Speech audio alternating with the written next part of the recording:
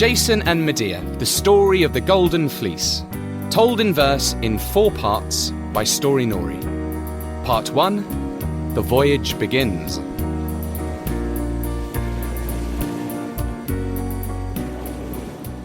It is a youthful traveller, only just a man.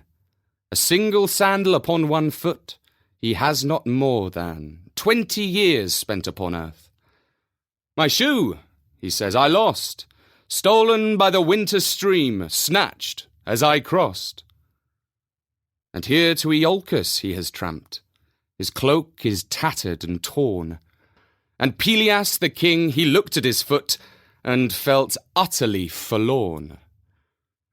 Come in, my boy, sit down, your name? I'm Jason, he replied. The king, he looked again at that foot, and felt that he had died. For he had heard that his doom would be dealt by just such a man. A single sandal upon one foot, that was destiny's plan.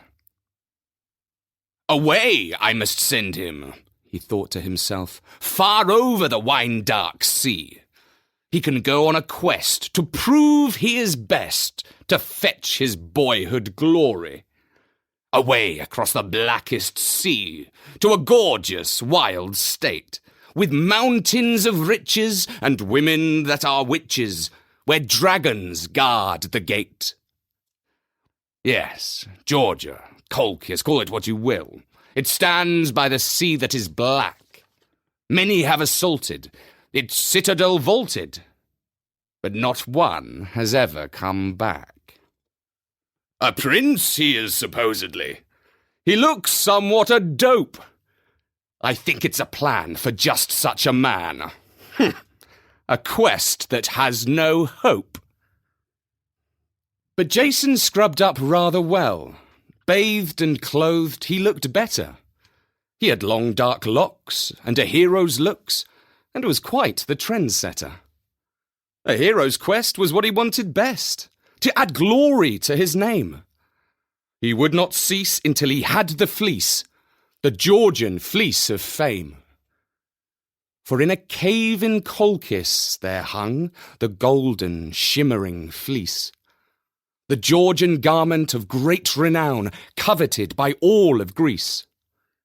Once worn by a living creature, a ram with golden wings, Phrixus flew there from Greece on the ram and gave it to the king. Get it, said Pelias, bring it to me. And Jason gladly agreed. Gold turned him cold, but fame was his flame. He suffered not from greed. I am a man to manage a challenge, he said boldly in court. Who will join me on this quest? A journey, danger fraught. And forth came heroes, real heroes, men who had sailed the seas, Polydeuces, Castor, Idmon, and last not least, Heracles. And Argos, the oldest, greatest shipmaker, he set to work with his saw. He made them the strongest, fleetest ship, like none that had sailed before. Then gathered the gang, a hero to the man. They named their ship the Argo, and the crew they called the Argonauts, and the fleece was to be their cargo. They went down to the shore, gave an ox to the gods, then sat on the beach and drank wine. The men told tales, but Jason he ails, troubles on his mind. And Idas of Arene, an irksome fellow, though handy in a fight, saw Jason brood and guessed his mood. He's a coward, all right. Is this scrawny boy to lead a gang of hardened heroes? Will he hold his nerve and never swerve when the clanging fear grows? See here a hero, Heracles. Now this is a man. He is more than a man. He makes war like a mighty entire clan. He carries a club, his foes to drub. He smashes and trashes them in.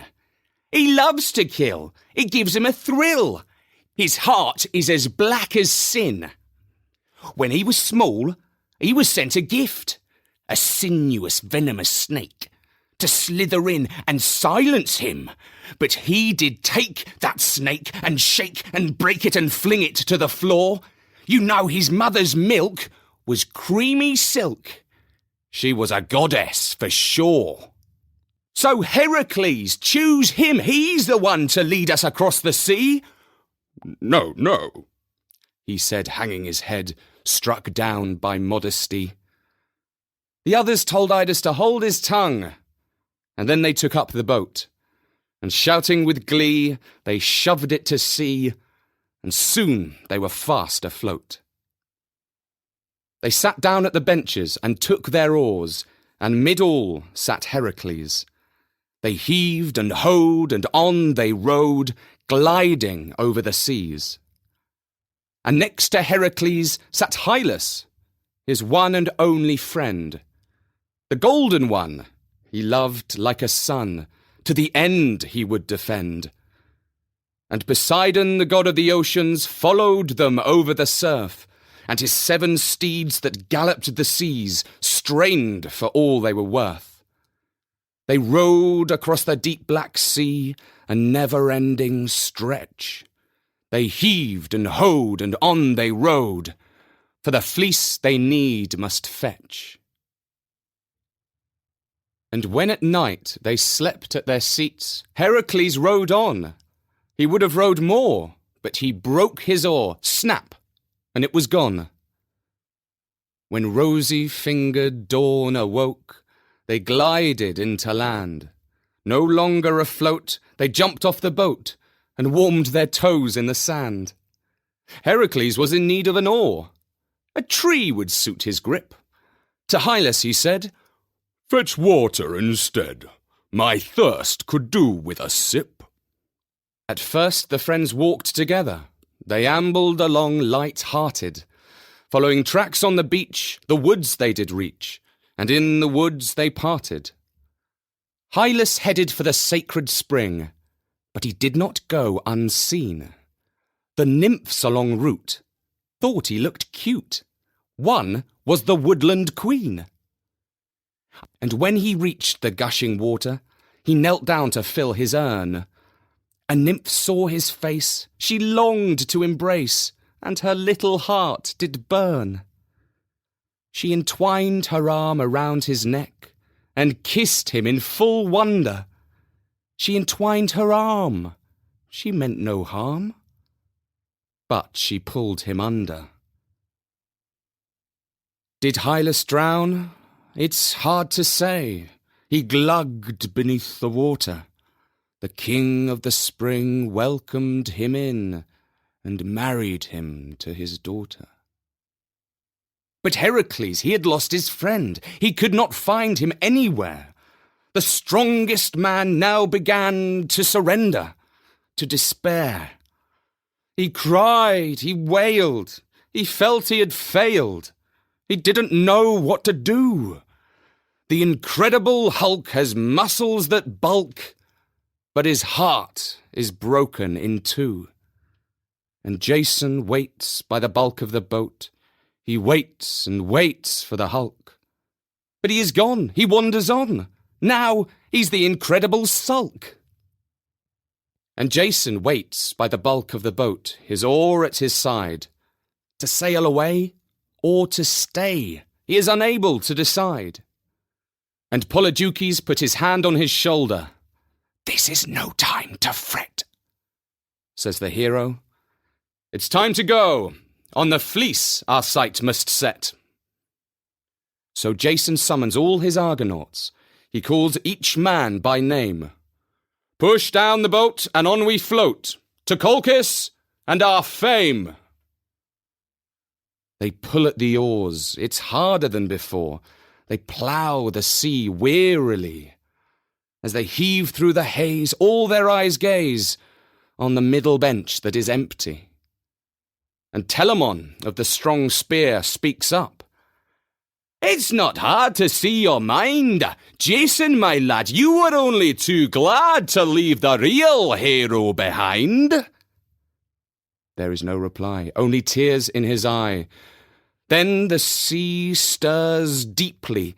The Argo rocks. The Argonauts are in shock. Now the waves rise steeply. And before them, shaking the prow of the boat, a god has risen from the deep. Glaucus, his name. His tongue is a flame. The men began to weep. On whose authority did you take with you, Heracles, I ask?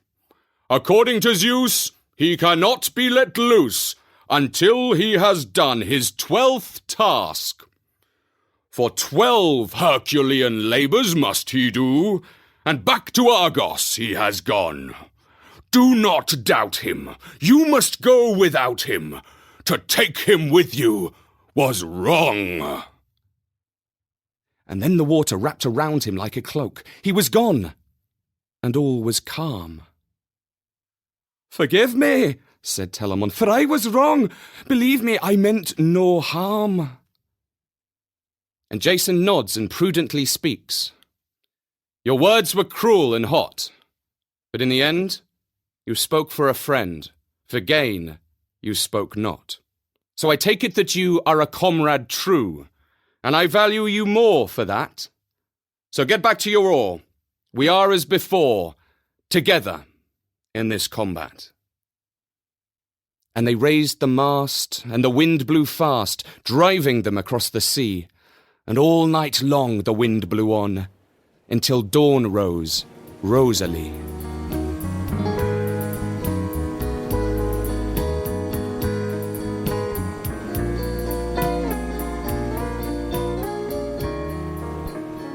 And that was the first part of Jason and Medea, read by me, Richard Scott.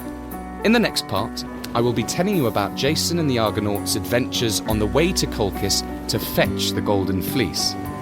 Later on, you will hear the voice of Natasha as the Georgian princess and witch Medea. And we have music by Gabriella Bernal. Also, if you drop by at storynori.com, you can see the fantastic illustrations of the story by Nick Hayes. All in all, this is a big production for Storynori, so we do hope that you enjoy it. Jason and Medea was written for Storynori by Bertie, very loosely following the Argonautica by Apollonius of Rhodes. For now, from me, Richard, goodbye.